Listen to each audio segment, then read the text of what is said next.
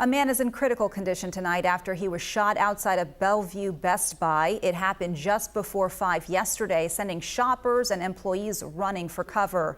One employee says he sprinted into the nearby REI. I look and I see probably 15 people running towards us. And I was like, what's happening right now? And so this is the first time my fight or flight instinct has really kicked in. Police believe there was some sort of fight between two men. Witnesses say one of the men pulled out a gun and shot the driver of a pickup. Police arrested the suspect.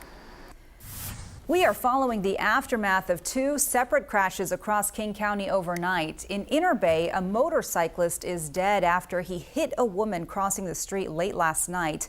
Police say the man was speeding when he hit the woman. The woman went to the hospital with serious injuries. In Tukwila, 4 cars were involved in a deadly crash along State Route 900.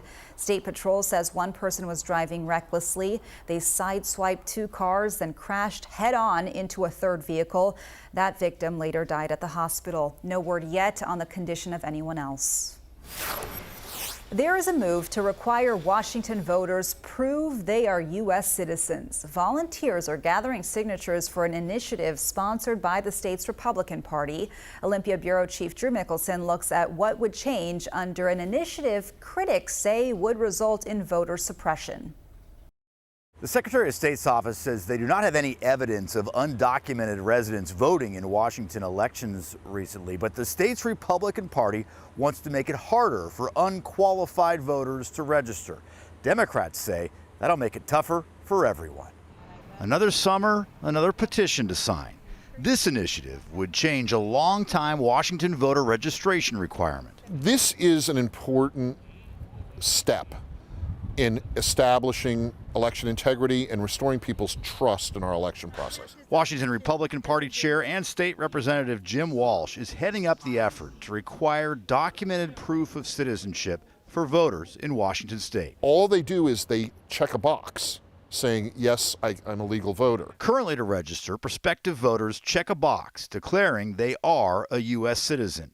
If enough signatures are gathered and the initiative passes, voters would have to provide an enhanced driver's license or a passport, birth certificate, or other proof of U.S. citizenship to vote. If you ask the average person, where is your birth certificate right now in this moment, they might not know, and it might be a challenge to pull all of that together. Democratic Party Chair Shasti Conrad calls the move unnecessary. She says the extra step would make it harder for qualified voters to register. And I just think that we need to make voting as easy as possible for, U.S. citizens who are part of, our democracy. We all should believe in wanting to continue to have a democracy. It's a small burden, but our law requires that you be a citizen in order to vote. And it only follows that it would be logical to require some proof of citizenship.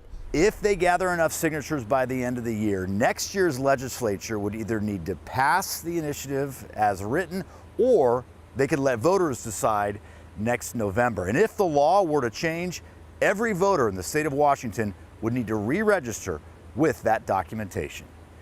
In Olympia, Drew Mickelson, King 5 News.